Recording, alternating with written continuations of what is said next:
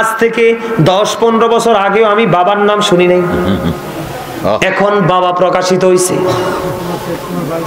আপনার আরো হয়তো পরে নেক্সট টাইমে আরো হয়তো নোংরা জিনিস, নেশা জাতীয় জিনিস বের হবে, হবে কি হবে না? এই রকম গানের আসর বসা হবে। এই গানের আসরের মধ্যে মদ, গাঁজা, ইয়াবা, বন্ধু এরকম নেশা জাতীয় জিনিসের আয়োজন করা হবে। যারা এই সমস্ত আয়োজন করবে রে, তারা আল্লাহ যদি মানে, রাসূলও যদি মানে, নামাজ যদি পড়ে, হজ যদি করে, রোজাও যদি রাখে, তারপরেও তাদের এই সাজা দুইটা বহাল থাকবে। জোরে জোরে বলেন নাউজুবিল্লাহ। আপনাদের সাহেব বাবাদের ছেলেরা বা কিছু লোক মদ টদ খায়নি, নেশা করেনি, বাবা খায়। আল্লাহ সুবহান। আপনার কাছে বিনীত অনুরোধ, সবাই নামাজ পড়ো। আসার সিরিয়াল আছে, যাওয়ার কিন্তু সিরিয়াল নাই। উনি বড় আলেম, উনি বক্তৃতা দিব, ওয়াজ করব, শুনেন। আমরা তো মূর্খ মানুষ, কি কমু? তবে অনুরোধ করি নামাজ পড়েন, 5 ওয়াক্ত নামাজ পড়েন। এই বলে আমি আমার বক্তব্য শেষ করলাম। আসসালামু আলাইকুম। ওয়ালাইকুম আসসালাম ওয়া রাহমাতুল্লাহ। ধন্যবাদ। ঠিক আছে, আসেন। এই আচ্ছা ঠিক আছে, বুঝতে পারছি। এই এখানে বিষয় হচ্ছে লাইভ চলতেছে, আমেরিকা, লন্ডন, অস্ট্রেলিয়া, পৃথিবীর বিভিন্ন দেশ থেকে লাইভে আলোচনা শুনতেছে। প্রতিদিন আমার অসংখ্য বক্তবৃন্দ আমেরিকা, ইউরোপ থেকে আলোচনা শুনে। তো তাদেরকে বোঝানোর জন্য, তারা যেন এই ভাষাটা সহজে বুঝে, এই জন্য কিন্তু আমি তো শুধু ইসলাম বাংলাদেশে প্রচার করলে চলবে না। বাংলাদেশে কয়টা আয়তন, কত? 56,000 বর্গ মাইল নেই আমাদের বাংলাদেশের? কত মানুষ আছে? ঠিক না ঠিক? কত? 18 কোটি সামথিং। এই কাপড়টা খুলে দিবেন না। যদি যদি এদিকে মা বোনেরা থাকে, বাড়িতে সমস্যা হয়, এইদিকে কাপড়টা খুলে ওই দিক দিয়ে ওই দিকটাকে ব্লক করে দিবেন, তারা যেন দেখা না যায়। এই দিকটাকে খুলে দিবেন, মানুষ আশা করি আস্তে আস্তে আরো আসবে। ঠিক কিনা বলেন? আরো জোরে বলেন। আসবে, আসবে, আরো আসবে ইনশাআল্লাহ। সুবহানাল্লাহ। কিচ্ছু হবে না। রেকর্ড দিছেন, শেষ। আমি জান্নাত নিয়ে আলোচনা করব না, কারণ জান্নাতি মানুষ খুঁজে পাই না। এই গল্প শোনায় লাভ হইব কি? সব দিন চোখ মেললে জাহান্নামে। এর লিগে জাহান্নামটা কত ভয়ঙ্কর, এই জায়গাটা নিয়ে ওয়াজ করি যদি বিষয় দেওয়া হয়। আজকে ব্যতিক্রমে আলোচনা করব। আল্লাহ কাফের সম্পর্কে বলেছেন, ওয়াইদাত লিল কাফিরিন। কাফেরদের জন্য বরাদ্দ কি? জাহান্নাম, দোজখ। মুসলমানদেরকে, আল্লাহ ইমানদারদেরকে সাবধান করার জন্য আল্লাহ রাব্বুল আলামিন বলেছেন, ইন্নাল কাফিরিনা কানু লাকুম আদুওয়াম মুবিনা। আল্লাহ বলেছেন, দা হেরিটেক্স are the eternal enemy of the believers. ইমানদারদের প্রকাশ্য শত্রু হলো বেঈমান কাফেররা। বলছে কে? আল্লাহ। কথা বলেন, বলছে কে? আল্লাহ। এখন আপনি যে বেঈমান কাফেরদেরকে লালন করতেছেন, আপনি তো আপনার শত্রুর সাথে প্রেমের বন্ধন বাড়াচ্ছেন। এখন শত্রুর সাথে বন্ধুত্ব করলে লাভ হয় না লস হয়? লস হয়। এমনও লস যেটা এই জীবনে লস পোষানো সম্ভব। ঠিক না ঠিক? বন্ধুরে আমার আজকে প্রথম বিষয় হলো, বন্ধু, আমাদের বাড়িতে সুন্নতে খতনা হলে গান বাদ্যযন্ত্র হয়, বিয়ে বাড়িতে গান হয়। এখনকার ছেলে মেয়েরা ম্যাক্সিমামই বেয়াদব, নষ্ট, দুষ্ট, পথভ্রষ্ট। কেন জানেননি? এটার কারণ হলো, তেঁতুল গাছ লাগাইলে যেমনি তেঁতুল ধরে, তেঁতুল গাছ লাগাইলে কি ধরে?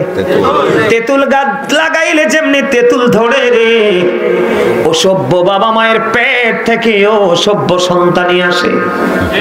বলে, হুজুর কেন আপনি এখানে আসলেন? তার কারণ হলো, আপনি বর্তমানে দেখবেন ম্যাক্সিমাম বিয়েতে, বন্ধু, 2-3 দিন, 1 সপ্তাহ আগে থেকে যে কর্মগুলো করা হয়, সবগুলো বেঈমান কাফেরের সংস্কৃতি। কথা বলেন না কেন? যেটা কোরআন হাদিসের দৃষ্টিকোণ থেকে টোটালি হারাম। আপনি যদি হারাম কাজ দিয়ে জীবনটা শুরু করেন, তাহলে আপনি ভালো কিছু আশা করতে পারবেন না।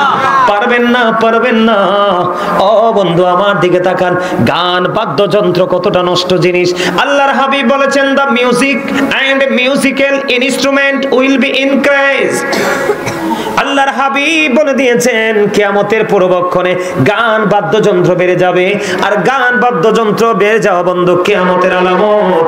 আরেকদিকে শত্রুকে আপন করে নেওয়ার একটা পায়তারা, যারা মুসলমানের রক্ত চষে যোগে যোগে খেয়েছে আরো খাবে রে, কচু কাটা করবে মুসলমানকে বেঈমানেরা। আর সেই বেঈমানকে তোমরা ফলো করে জীবনকে ফলো করছো। বেঈমান যখন তোমাকে সবল মারতে আসবে তুমি তাকে প্রতিহত করতে পারবে না, কারণ বেঈমান তোমাকে ঘায়েল করার সকল টেকনিক নিয়েছে, তুমি কিন্তু তোমাকে রক্ষা করার টেকনিক তুমি নিতে পারো না। কথা বলেন না কেন? তুমি শুধু নিজেকে দুর্বল করেছো। বন্ধু আমার দিকে তাকান, আল্লাহর নবী সরকারে মদিনা তিনি বলে দিয়েছেন মাঠে পানি দিলে যেমনি ফসল জন্ম হয়, নোংরা শব্দ দ্বারা মিউজিক অ্যাড করে যে গান প্রচার করা হয়, ওই গান থেকে তেমনি ভাবে মানুষের ঘরে নোংরামি জন্ম হয়। হাদিস শরীফ কি আল্লাহর নবী বলে দিয়েছেন। আমার দিকে তাকান, আল্লাহর হাবিব সরকারে মদিনা তিনি বলে দিয়েছেন বন্ধু, গানের আসরে যাওয়া পাপী লোকের কাজ। গানের আসরে যাওয়া পাপী লোকের কাজ, কান লাগায়া গান শোনা ফাসিকদের কাজ। গান শোনার পরে কেউ বলে ফ্যান্টাস্টিক, তার কাছে অনেক বেশি ভালো লাগছে, বলে কি বলে না? আল্লাহর হাবিব সরকারে মদিনা তিনি বলে দিয়েছেন গানটা শোনার পরে যে মজা পায়, গান থেকে মজা নেওয়া কুফরি। জোরে জোরে আওয়াজ তুলে বলেন না নাউজুবিল্লাহ, আর জোরে বলেন না নাউজুবিল্লাহ। তাহলে গানের আসরে যুবক তোমরা যাবা, নাচানাচি করবা? কোনোদিন যেও না, কারণ এটার মধ্যে মুসলমানের কোনো নিয়ামত নাই, শুধু কিয়ামত, বিপদ আর বিপদ। এবার আসেন আমার দিকে তাকান, এটা আরো কত জঘন্য আল্লাহর হাবিব বলে দিয়েছেন বন্ধু। কিয়ামতের পূর্বক্ষণে তোমরা তোমাদের মাঝে এমন কিছু লোক দেখতে পাবে, হুজুর লোকটা কেমন গো, এই লোকগুলোর চেহারাটা বিকৃত হয়ে যাবে। কি হয়ে যাবে? চেহারাটা বিকৃত হয়ে যাবে, চেহারাটা বিশ্রী হয়ে যাবে, কুশ্রী হয়ে যাবে, কুচ্ছি চেহারার অধিকারী হয়ে যাবে রে। মাটির মধ্যে তাদেরকে গ্রথিতকরণ করা হবে। কি করা হবে? মাটির মধ্যে তাদেরকে গ্রথিতকরণ করা হবে, গেড়ে দেওয়া হবে। ইয়া রাসূলুল্লাহ, তারা কি তাওহীদ মানবে না? তারা কি আল্লাহ মানবে না? তাওহীদ মানে কি আল্লাহ? তখন নবীজি বললেন হ্যাঁ তারা তাওহীদ মানবে। ইয়া রাসূলুল্লাহ, তারা কি রিসালাত মানবে না? যুবক যুবক তোমরা বেশি করে শোনো, তোমাদের বেশি শোনার দরকার। মুরব্বীদেরকে নিয়ে টেনশন নাই আমার, আমি ব্যক্তিগতভাবে গোটা বাংলাদেশের গোটা পৃথিবীর মুসলমানদেরকে নিয়ে আমি শঙ্কিত, আমি টেনশন। আমার লজ্জা লাগে নিজের বাচ্চাদেরকে দেখে মুসলমান পরিচয় দিতে রে, তার বডি থেকে চলন বলন সব বেঈমান কাফেরদের। নবীজি বললেন তারা আল্লাহ মানবে, তার মানে তাওহীদ মানবে, তারা রিসালাত মানবে। নবীজি আরো বলেছেন যুবক তোমরা শোনো, নবীজি বলেছেন ওয়া ইয়াসুমুন ওয়া ইয়াহুজ্জুন ওয়া ইয়াসাল্লুন, তারা রোজা রাখবে, তারা নামাজ পড়বে, তারা হজ করবে। ইয়া রাসূলুল্লাহ, ইয়া হাবিবাল্লাহ, নবী গো, তা আপনি বলেছেন তারা আল্লাহ মানবে, তারা রাসূল মানবে, তারা নামাজ পড়বে, তারা রোজা রাখবে, তারা হজ করবে। নবী গো, তারপরেও কি তাদের এই সাজাটা বহাল থাকবে? নবীজি বলেছেন হ্যাঁ হ্যাঁ। তারপরে বলেছেন নবীজি সাদের সাজাটা বহাল থাকবে। ইয়া রাসূলুল্লাহ, ইয়া হাবিবাল্লাহ, কেন গো কেন গো? আমার নবীজি বলে দিয়েছেন তার কারণ হলো তারা অশ্লীল শব্দ দ্বারা যেই শিল্পীরা গান গায়, আমাদের দেশে আছে না নাই? আপনাদের মনে আছে না নাই? আপনাদের মনে আছে কিনা জানি না, ব্রাহ্মণপাড়াতে আজ থেকে মনে হয় 1 বছর আগে না 2 বছর আগে 12 লক্ষ টাকা দিয়ে একজন শিল্পী আনা হয়েছিল। ঠিক কিনা বলেন? আমি শিল্পীর নাম বলবো না, ওই শিল্পীর জবানে জীবনে তো কোনোদিন দেখি নাই বন্দি, ওই শিল্পীর জবানে এমন শব্দ শুনেছি যেই শব্দ শুনলে যুবক যুবতীদের অন্তরে কুমন্ত্রণা ছাড়া আর কিছুই জন্ম হয় না। ঠিক কিনা বলেন? আপনাদেরকে বলি যুবক তোমরা শোনো, তোমাদের কলবের মধ্যে যদি নোংরামিটা আগে বাসা বাঁধে রে, তখন তোমাদের ফিজিক্যাল নোংরামির ইন্টারেস্ট বেড়ে যাবে। তখন আমি তোমাদেরকে বলি যুবক, প্রত্যেকটা মানুষ কিন্তু ডাবল। প্রত্যেকটা মানুষ কি? একটা হলো তার দেহ, আরেকটা হলো তার আত্মা, একটা হলো তার বন্ধু বাহির, আরেকটা হলো তার ভিতর। আপনার ভিতরটাকে যদি আপনি কমপ্লিট রাখতে পারেন, বাহিরও কমপ্লিট থাকবে। আমার নবী যে বলেছে আমার নবীজি বলে দিয়েছেন, আল্লাহ মানবে, রাসূল মানবে, নামাজ পড়বে, রোজা করবে, হজ করবে নবী গো, তারপরেও তার চেহারা বিকৃত হয়ে যাবে, তারপরেও তাকে মাটিতে গ্রথিতকরণ করা হবে। নবী গো, কে গো সেই জঘন্য অপরাধী মানুষ? কে গো সেই জঘন্য অপরাধী? তার সিমটমটা কি? আমার নবীজি বলেছেন, সেই জঘন্য অপরাধীর সিমটম হলো, ওই জঘন্য অপরাধী মানুষ তারা হলো অশ্লীল শব্দ দ্বারা মিউজিক অ্যাড করে যারা গান গায়। যেই শব্দ শুনলে যুবক যুবতী এবং মধ্যবয়সী মানুষের মনের মধ্যে নোংরামি সৃষ্টি হয়, ওই সমস্ত শিল্পী দিয়ে গানের আসর বসাবে। এবং এটার মধ্যে মদ হতে পারে, গাঁজা হতে পারে, যোগে যোগে কিছু নেশা জাতীয় দ্রব্য বের হবে। যেমন আজ থেকে 10-15 বছর আগেও আমি বাবার নাম শুনি নাই, এখন বাবা প্রকাশিত হয়েছে। আপনার আরো হয়তো পরে নেক্সট টাইমে আরো হয়তো নোংরা জিনিস, নেশা জাতীয় জিনিস বের হবে, হবে কি হবে না? এই রকম গানের আসর বসা হবে। এই গানের আসরের মধ্যে মদ, গাঁজা, ইয়াবা, বন্ধু এরকম নেশা জাতীয় জিনিসের আয়োজন করা হবে। যারা এই সমস্ত আয়োজন করবে রে, তারা আল্লাহ যদি মানে, রাসূলও যদি মানে, নামাজ যদি পড়ে, হজ যদি করে, রোজাও যদি রাখে, তারপরেও তাদের এই সাজা দুইটা বহাল থাকবে। জোরে জোরে বলেন নাউজুবিল্লাহ। আপনাদের সাহেবাবাদের ছেলেরা বা কিছু লোক মদ টদ খায়নি, 100% নেশা করেনি, বাবা খায়। আল্লাহ সুবহান। আকমাল কি কইতেছে রে?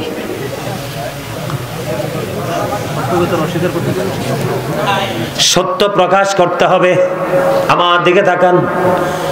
আল্লাহর কোরআন থেকে দলিল দেই, কোরআন থেকে দলিল দেই, এরপরে হাদিসে ঢুকবো। কোথায়? আল্লাহ রাব্বুল আলামিন বলেছে, যুবক, সাহেবাবাদের যুবক, তোমরা শোনো রে। আল্লাহ রাব্বুল আলামিন স্পষ্ট করে বলে দিয়েছেন, ইন্নামাল খামরু ওয়াল মাইসিরু ওয়াল আনসাবু ওয়াল আজলামু রিজসুম মিন আমালিশ শাইতান। যুবক, আমি তোমাদেরকে ইনশিওর করে দিচ্ছি, তোমরা ফাইন্ড আউট করে নাও। আল্লাহ রাসূল বলেছেন, মদ, জুয়া, মূর্তি, ভাগ্য গণনা, এগুলো ঘৃণ বস্তু, শয়তানের কাজ। নাউজুবিল্লাহ বলেন না? কার কাজ? শয়তানের কাজ। এখন শয়তান আপনার আবার বন্ধু না শত্রু? আল্লাহ বলেছেন, ইন্না শাইতানা লাকুম আদুউন ফাত্তাখিযুহু আদুওয়া। আল্লাহ বলেছেন, শয়তান is the eternal enemy of the believers. ঈমানদারদের প্রকাশ্য শত্রু হলো শয়তান, তাকে শত্রু বলেই গণ্য করো। সুবহানাল্লাহ বলবেন না? আরো জোরে বলেন, একবার বলেন নাউজুবিল্লাহ। আল্লাহ আমাদেরকে সাবধান করেছে, অ্যালার্ট করেছে, এই জন্য সুবহানাল্লাহ বলে দিলাম। ঠিক কিনা বলেন? এটার পাশাপাশি শত্রুকে চিহ্নিত করতে পেরেছি, নাউজুবিল্লাহ বলে নিলাম। কথা বলেন না কেন? কিন্তু আমাদের মধ্যে বন্ধু শয়তানের ধোঁকায় পড়েছে ম্যাক্সিমাম লোক। আমি যুবক, আমার দিকে তাকাও।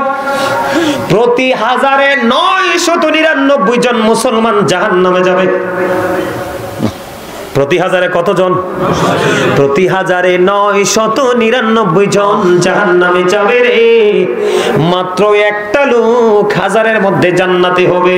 আমার মন বলে, এই যুগের যুবকদেরকে খুঁজলে ওই একটা লোক যে জান্নাতে যাবে, ওই এত যুবকের মধ্যে একটা যুবকও খুঁজে পাবো না।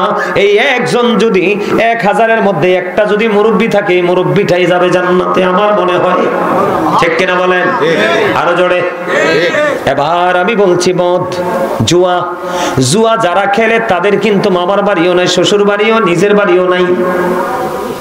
আছে না নাই?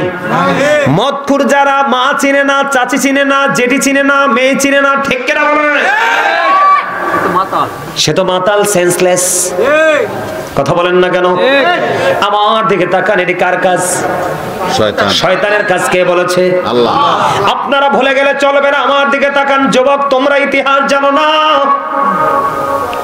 যখন আদম হাওয়া যখন জান্নাতে গিয়েছিল, আল্লাহ রাব্বুল আলামিন আদম হাওয়াকে বলেছিলেন, তোমরা জান্নাতের যেখান থেকে মন চাই খায়ো, কিন্তু গন্ধম খায়ো না। শয়তান কি করলেন, কৌশল করে জান্নাতে ঢুকে গন্ধম গাছের নিচে উচ্চ আওয়াজে কান্না শুরু করলেন। মা হাওয়া দৌড়ে চলে আসলেন গন্ধম গাছের নিচে, আয়েশা বললেন তুমি কান্না করো কেন রে? কয় আমি কান্না করি এই জন্য, কয় আমি খবর পেয়েছি তুমি সুখের জায়গা থেকে বের হয়ে যাইতে হইব। কি বলো? কয় হ, থাকার কি কোনো ব্যবস্থা নাই? মা হাওয়াকে যখন বললেন আমরা বের হয়ে যাব, কয় হ্যাঁ, যদি এই গন্ধম গাছের একটা ফল খাইতে পারো রে, তাহলে তুমি জান্নাতে থাকতে পারবা চিরদিন। মা হাওয়া কি করলেন, খাওয়ার জন্য কি করলেন, মানসিকতা প্রকাশ করলেন। কিন্তু শয়তান দেখেন কত বড় ইন্টেলিজেন্ট, কত বড় ক্রিমিনাল। শয়তান আবার ডাক দিয়ে বলে তুমি একা একা থাকলে হবে না, তোমার স্বামী ছাড়া তোমার থাইগা লাভ হইব কি? তাহলে কি করতে হবে? তুমি একা খাও না, তুমি তোমার স্বামীকে নিয়ে একসাথে খাও। এবার মা হাওয়া কি করলেন, গন্ধম নিয়ে চলে গেলেন, আদমকে খাওয়ায় দিলেন। আদম মুখী দ্বীপ এই পর্যন্ত যখন আলো পুরুষের কণ্ঠনা নিয়ে না আসে না নাই? এটা কেন হয়েছে জানেননি? গন্ধম যখন আদম খেয়ে ফেললো, বুঝতে পেরেছে এ আল্লাহ কোরআনে বলেছে তোমরা জান্নাতের যেখান থেকে খাও কোনো সমস্যা নেই, কিন্তু গন্ধম যদি খাও তোমরা জালেমদের অন্তর্ভুক্ত হয়ে যাবে। জোরে জোরে কন্যা নাউজুবিল্লাহ। কিন্তু শয়তান হিংসা করেছে, কারণ তে চিরস্থায়ী জান্নাত থেকে বিতাড়িত হয়েছে, সেই জান্নাতে থাকবো আমরা, এটা সে চায় না। আদম এইভাবে চাপ দিয়ে ধরলেন। এই জন্য দেখবেন পুরুষের এদিকে সুন্দর একটা জায়গা আছে, এটার নাম কি? ঠিক কিনা বলে? সুন্দর লাগে না এটা? অনেকেরটা একটু বেশি থাকে, অনেকেরটা একটু কম থাকে। কথা বললে দেখেন আপ ডাউন করে, সুন্দর লাগে কিনা? বন্ধুরে আমার, যখন আদম হাওয়া যখন গন্ধম খেয়ে ফেললো, এই তুমি হাসছো কেন? আমি কি তোমার দাঁড় করাইতাম? আমি কিন্তু এনতে নাইম্মা যায় তোমার দাঁড় করামু। আমি আগেই বলছি, ভালো না লাগলে I say go to your seat, বাসায় চলে যাবা। তোমার ভালো না লাগতে পারে, কিন্তু এটা চারপাশে রহমতের ফেরেশতারা ঘেরাও করেছে, আমাদেরকে অভিনন্দন জানাচ্ছে, তুমি তো কামার, তুমি তো বুঝবে না এগুলো। কথা বলেন না কেন? আরো জোরে বলেন। সে আমার আলোচনাটার মধ্যে কি করলো, একটা আরেকটার দিকে তাকাইয়া মুস্কি মুস্কি হাসে।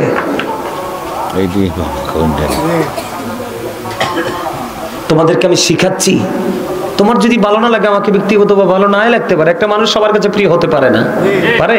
ভালো না লাগতে পারে, তুমি ডিস্টার্ব না করে তুমি চলে যাও, আড়ালে চলে যাও। কথা থাকলে দুজনে প্রেমের আলাপ দূর থেকে করে আসো। আপনারা কি আমার কথা বিরক্ত হন? আমি এটা কোনোভাবেই পছন্দ করি না। কেন জানেন? কারণ এটা কথা তো জবানটা আমার, কিন্তু কথাগুলো আল্লাহ এবং আল্লাহর রাসূলের। এখানে আপনি ফাইজলামি করা মানে আল্লাহ রাসূলের সাথে বেয়াদবি করা। তো আপনি নামাজ পড়ে লাভ হবে কি? রোজা করে লাভ হবে কি? এবার কি করলেন বন্ধু? আল্লাহ রাব্বুল আলামিন অর্ডার করলেন, কুল নাহবিতু মিনহা জামিয়া। আল্লাহ বললেন you get down all from here. জান্নাত থেকে বের করে দিলেন। সবচেয়ে বড় কথা হলো আদম হাওয়ার শরীর থেকে জান্নাতি পোশাকগুলো আল্লাহ নিয়ে গেলেন। অটো চলে গেল, জান্নাত থেকে আল্লাহ বের করে দিল। তাহলে এটা কার কারণে হয়েছে? কথা বলেন না কেন? বের করছে কিনা? ঠিক আপনাকে, আমাকে, আমাদেরকে। আপনি গানের আসরে গেলে দেখবেন মনোযোগ নষ্ট হয় না। সিনেমা দেখতে গেলে, গানের সিনেমা দেখতে গেলে মনোযোগ নষ্ট হয় না। পৃথিবীর কোনো কাজ করতে গেলে আপনার মনোযোগ নষ্ট হবে না, কারণ আপনাকে শয়তান শুধু মেসেজ দিচ্ছে। তার কারণ হলো আপনি যতবার অন্যায় করবেন, সিনিয়র শয়তান থেকে জুনিয়র শয়তান তত বড় পুরস্কার পাবে, ঘোষণা আছে। নাউজুবিল্লাহ বলেন না কেন? কিন্তু আমরা তো বুঝি না। আমরা মনে করি হুজুররা আমাদেরকে বেশি বোঝায়। না না না, হুজুররা যেটা বোঝায় এই যুগের তুলনায় একেবারে কম। কারণ হুজুররা বুঝাবে কার কাছে? যাদেরকে বুঝাবে এরাই তো বুঝতে চায় না। নবীজি বলেছে যারা বুঝতে চায় না তাদের কাছে তোমরা ওয়াজ করো না, ওয়াজ বন্ধ করে দাও। বুঝে নিতে হবে বন্ধু, আদম হাওয়াকে জান্নাত থেকে শয়তান বের করে দিয়েছে, আর এই শয়তানের কাজ হলো মদ, জুয়া, মূর্তি, ভাগ্য গণনা। আমার দিকে তাকান বন্ধু, মদ যে খায়, আমাদের চারটা মাযহাবের মধ্যে প্রথম মাযহাব হলো হানাফি মাযহাব। ইমাম আযম আবু হানিফা রাহমাতুল্লাহি আলাইহি তিনি বলেছেন, তোমরা যদি কোনো মানুষকে মদ পান করতে দেখো, তাকে ৮০টা দৌড়া মারবা। কয়টা? ৮০টা দৌড়া মারবা। খাইতে দেখলে শুধু ৮০টা দৌড়া মারবা। কেন গো কেন?